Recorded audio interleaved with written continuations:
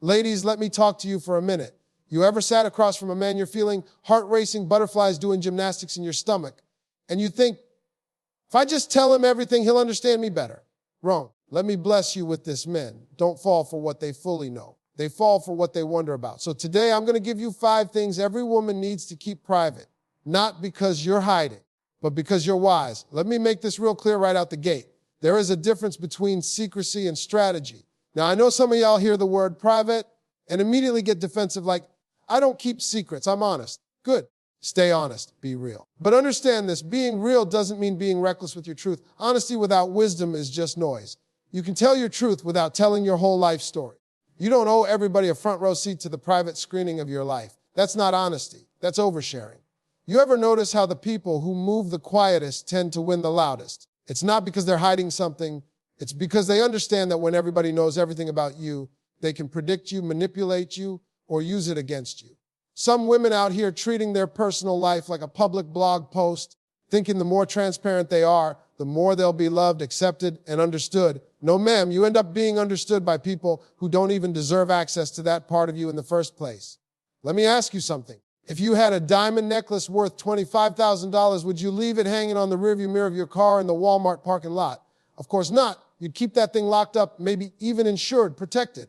Why? Because it has value. So why would you leave your emotional diamond, your personal worth, your life story just hanging out there for anybody with an opinion to poke at it? You wouldn't. Or at least you shouldn't. Now let's talk about strategy. Strategy is when you choose what to share, when to share it, and with who, because you understand that time and trust go hand in hand. It's not about being fake. It's about knowing that everyone doesn't get VIP access to your life. There's levels to this. Some people are just lobby pass holders. Let them stay in the waiting room until they've earned the right to be in your inner circle. Stop handing out personal information like it's a party favor at a cookout. This ain't that. Some women think being private means being cold or distant. Nah. You can be warm, kind, charming, and still reserved. In fact, that's the most powerful combination right there. A woman who can be open without being exposed, that's a queen move. Because when you've got control over what you share, you hold the power in the conversation. A man can't run a game on what he doesn't know. He can't push buttons you never showed him. You become unpredictable. And that's where the magic lies. Men aren't intimidated by strong women. They're intrigued by women they can't read like a children's book. That mystery, that's leverage. And it's not about playing games. It's about understanding the value of keeping something for yourself. Because when everything is on the table too soon, there's nothing left to explore, nothing left to earn. People treat information like it's currency. And the minute you give it all away for free, it loses its value. Some women feel like they have to lay everything out to prove they have nothing to hide. But let me tell you this, your peace, your plans, your pain, and your power, that's your business. And it's okay to protect it. It's okay to say, I'm not ready to talk about that yet. It's okay to hold back until someone proves they can hold what you hand them. Because if a person hasn't earned your truth, they're not qualified to carry your vulnerability. You want to know how you measure maturity. It's not in what you say. It's in what you choose not to say. Not every opinion needs to be shared. Not every feeling needs to be expressed. Not every detail needs to be exposed. That's not suppression. That's wisdom. That's power. That's playing chess, not checkers. Privacy is power because it gives you control of the narrative. You get to edit, delete, and protect the parts of your life that still need healing or clarity. You don't owe anybody the raw footage. You can give them the highlight reel until the full story is ready. Ain't nothing wrong with that. That's called being grown. That's called knowing your worth. And when you know your worth, you don't negotiate your truth for a little bit of temporary connection. So when somebody tells you you're too private, smile and say, no, baby, I'm just too valuable to be careless. That's how queens move. Strategic, silent, strong, and always in control. Every king don't need to see your playbook. Let me break that down real simple. Just because he's wearing a crown doesn't mean he gets the keys to your kingdom. Too many women out here putting everything on display like it's a clearance rack. Here's how I love, here's how I hurt, here's what I fear, and here's how you can get to me. Baby girl, slow down. That man is supposed to earn that knowledge, not stumble into it 5 minutes after he meets you. You're not a how-to manual. You're not a YouTube tutorial. You're a whole experience, one that should be discovered layer by layer, moment by moment, not handed out like instructions for assembling furniture. Mystery is magnetic. It draws people in. It creates curiosity. It keeps a man leaning in, trying to learn more. But when you put the whole playbook on the table, what's left for him to pursue? Nothing. He already knows the moves before the game even starts. See, here's the thing. Most men, real men, love a challenge. I'm not talking about emotional games or unnecessary drama. I'm talking about depth, substance, layers. Something that makes him work a little to understand you. Something that keeps him paying attention. A woman who's got some mystery to her. That's the one who stays on his mind when the night is over. That's the woman he talks about to his boys like, man, I can't figure her out. But I like that. Because when he can't figure you out, he can't forget you either. But when you tell a man everything, how you think, what you've been through, how you'll react, where you draw the line, he's not learning you, he's studying you. And there's a big difference. A man who has to learn you will grow with you. But a man who can study you can start to manipulate you. He knows the emotional buttons to push. He knows exactly how to slide into your weaknesses, not because he's wise, but because you gave him the whole strategy before he even proved he's trustworthy. Let me put it like this. If you're playing poker and you show all your cards in the first round, the other player knows how to beat you. But if you keep a straight face, play smart, hold back just enough, you keep control. You keep your power. And in life, in love, and in relationships, control isn't about domination. It's about balance. It's about not giving away all of yourself to someone who hasn't earned it. That playbook, that's sacred. That's where your heart lives, your story, your triggers, your joys, your pain, your dreams, your flaws. And just because a man shows up in a nice suit with a smile doesn't mean he's ready to handle all that. Give him time. Let him reveal who he is too. Watch how he moves before you show him your moves. Watch how he reacts to silence before you fill it with vulnerability. Sometimes it's not about what you say. It's about what you don't say that tells you everything you need to know. When you keep your mystery, you give him space to earn your truth. And that's how you build respect. Men don't respect what comes easy. They may enjoy it, but they don't cherish it. Respect comes from the process, not the presentation. It's about how he discovers you, not how fast he does it. A man who has to dig a little, ask questions, observe your energy, pay attention to your patterns. That man is investing. And when people invest, they value what they find. And let's be real. Some women think, if I just tell him everything, he'll trust me, and then he won't leave. But that ain't how it works. You can lay your soul bare, and if he ain't ready or worthy, he's still going to walk. And now he's leaving with the blueprint to your heart, and maybe even using it on the next woman. That's why you got to protect your playbook.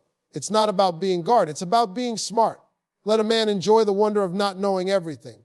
Let him sit in the tension of not always having answers. Let him earn access to your truth like a man working for a promotion.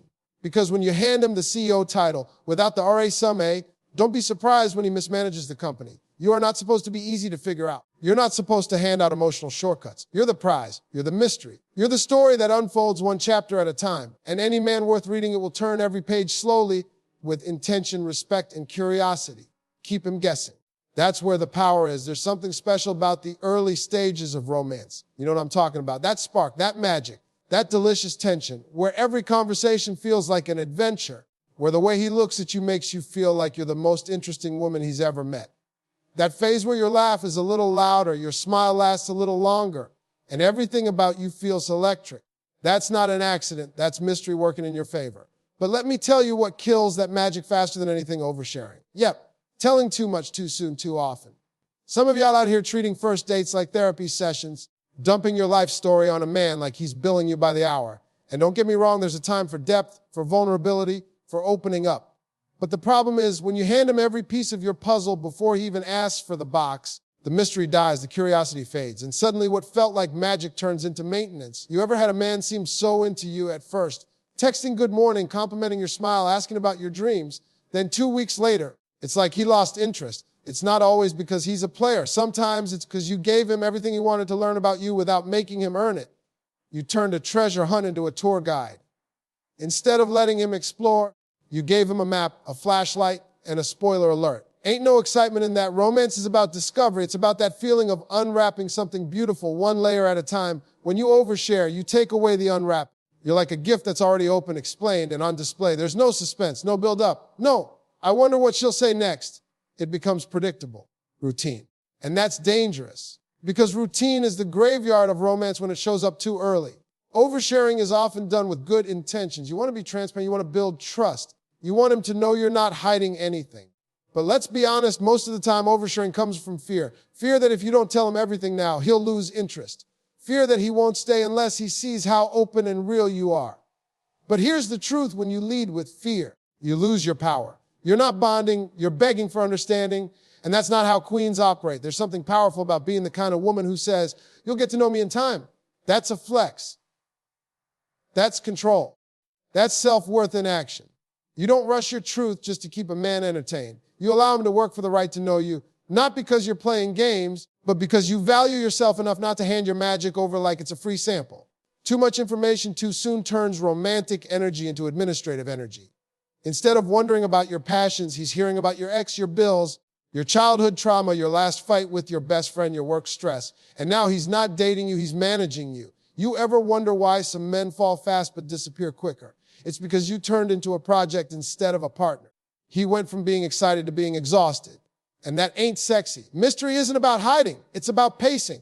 It's about having the patience to reveal who you are in doses and moments when it means something. When a man sits across from you and he's curious, when he's asking thoughtful questions because you haven't laid it all out, that's where connection grows. That's when chemistry builds. That's when he starts to really see you, not just hear about you. Oversharing is like dumping all the seasoning into the pot before the water even boils. You rush the flavor and ruin the meal. But when you take your time, when you let things simmer, let your personality unfold slowly, the result is rich, deep, memorable. That's how you build something real. The truth is, men don't remember the woman who told them everything up front. They remember the woman who made them earn the chapters. The one who didn't need to overshare because her energy already said, "You're lucky to be here." That's the kind of woman who leaves a lasting mark. That's the kind of woman they don't forget. He's a man, not your diary. I need you to let that sink in. Some of y'all are out here mistaking emotional dumping for emotional intimacy, thinking that spilling your deepest, darkest thoughts into a man's lap will somehow bond you closer. Baby girl, no. What it really does is confuse the role he's supposed to play in your life. A man is supposed to get to know you, not carry you like your personal therapist in a suit. There is a sacred space for your raw, unfiltered truth, but it's not always in the arms of a man you're still trying to figure out. There's a difference between being emotionally open and being emotionally unguarded. One is strength, the other is vulnerability without wisdom. Some of y'all are trying to fast-track connection by handing over the entire book before the man has even read the first chapter. That ain't bonding, that's overexposure. And once you overexpose yourself, don't be surprised when he starts backing up like, "Whoa, I didn't sign up to process all this." He's not your diary. He wasn't built to hold your every fear, insecurity, trauma, and random 3Ms, thought just because he told you you're beautiful over dinner. You've got to be intentional with where you place your emotions.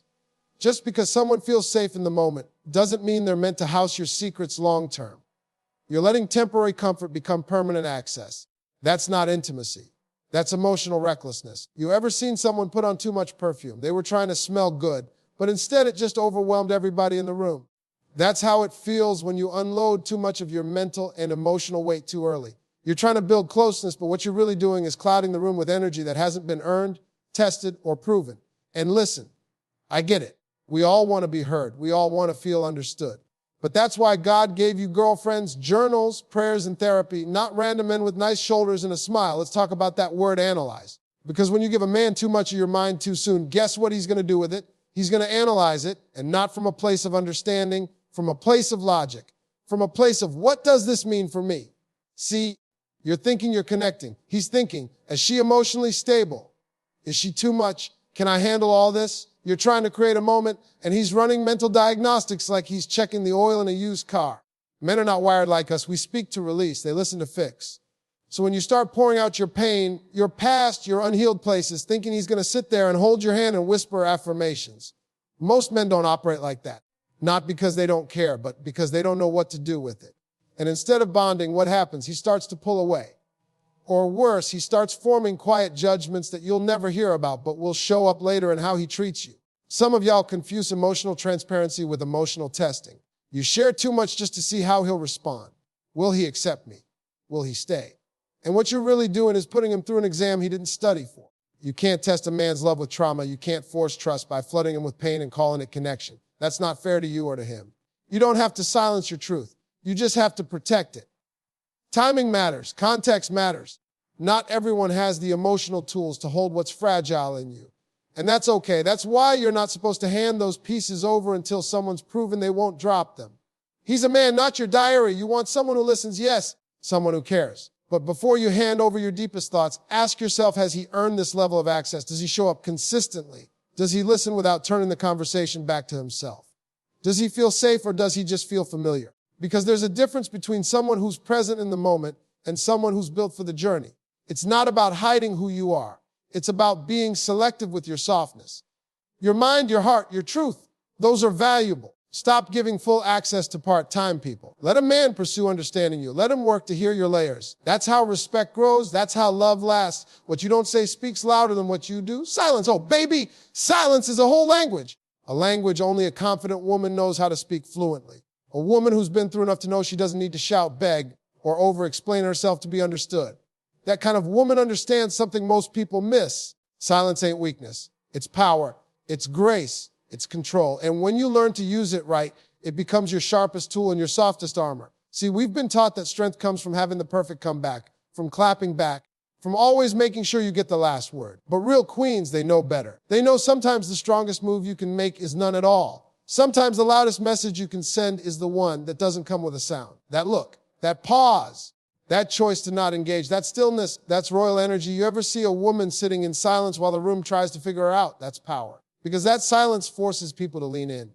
It creates presence. It commands respect. While everybody else is talking themselves in circles, she's calm, she's calculated, she's listening, watching, observing, and every move she makes after that is precise, intentional, measured. That's how queens move, with purpose, with patience. Now, don't get me wrong. I'm not saying be passive or hold your tongue when your voice needs to be heard. I'm saying know the difference between speaking from power and speaking from pressure. Most people speak because they're uncomfortable with silence. They feel like they need to fill every gap, explain every emotion, justify every reaction. But when you stop trying to be understood by everyone, you start being respected by the right ones. Because silence can be a mirror. You let a man sit in the space of your stillness, and you'll see who he really is. Will he step up, or will he get uncomfortable and disappear? Will he try to understand you, or will he start creating stories in his head to fill in the blanks? Your silence will show you more than your words ever could. You don't need to scream to be heard by someone who's actually listening. And ladies, hear me on this. Silence can be a boundary. You don't owe everybody a response.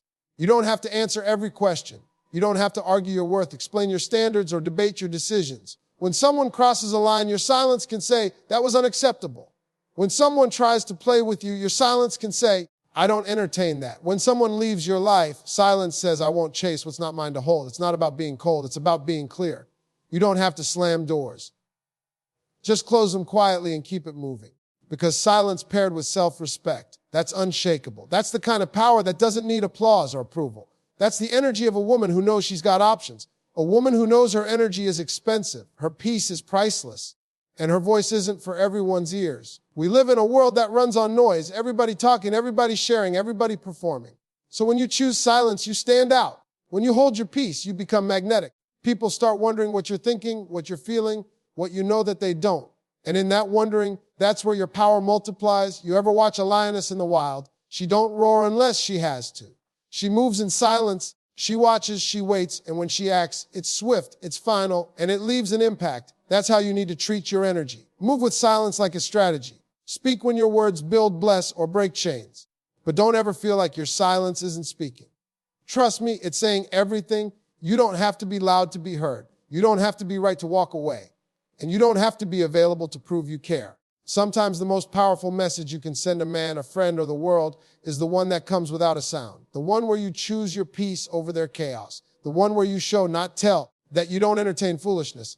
Because queens don't argue in the mud, they rise in silence. Use it like a queen, not just to protect your peace, but to own and know the difference between bond and bleeding. Because one creates intimacy and the other creates imbalance. Too many people confuse the two and end up calling trauma dumping connection, when really it's just emotional leakage dressed up like vulnerability. And let me be real with you. Not every wound deserves an audience. Not every man is equipped to carry what you haven't healed.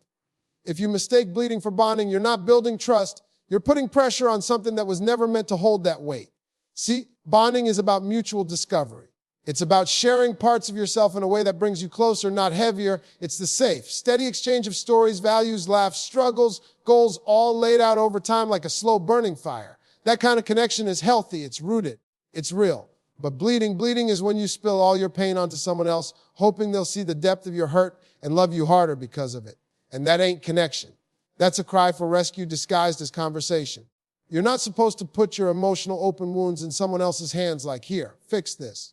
Love this. Prove you can handle this. Because what you're doing, whether you realize it or not, is asking a man to hold space for parts of you that you haven't even sat with fully. That's not intimacy. That's emotional outsourcing. You're trying to relieve your own burden by passing it off under the guise of closeness. Now, don't misunderstand me. Vulnerability is powerful. Sharing your story is brave. But timing is everything. Intention is everything. And emotional maturity is knowing what to share, when to share it, and why you're sharing it in the first place. Are you opening up because you want to be understood? Or because you want to be saved? Are you inviting him in? Or are you handing him your healing and hoping he'll finish it for you? Men are not emotional sponges. They are not built to absorb the flood of pain you've been holding back for years, especially not early on before any real foundation has been laid.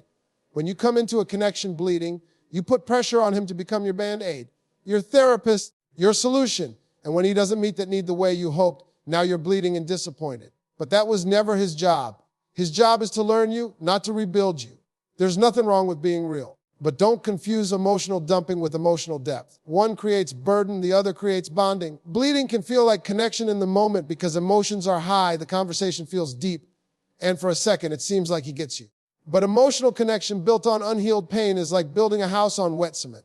It might stand for a little while, but it will not last. You want connection that builds. You want to share your stories from a place of strength, not desperation. You want to say, yes, I've been through some things, but I'm still standing and I'm not looking for someone to fix me. I'm looking for someone to walk beside me. That's bonding. That's power. That's where respect grows. You ever meet someone who tells you too much too fast? First conversation, and it's all tears, trauma, heartbreaks, daddy issues, betrayal, depression, all before the appetizers come out. And you sit there feeling responsible, overwhelmed, even a little guilty for not knowing how to respond. That's what it feels like when someone bleeds on you instead of bonding with you. And don't be the one doing that to somebody else just because you're craving closeness. You are allowed to have wounds. You are allowed to be healing. But don't weaponize your pain as a test of love. Don't measure a man's value by how much of your suffering he can carry without crumbling. That's not love. That's emotional weightlifting.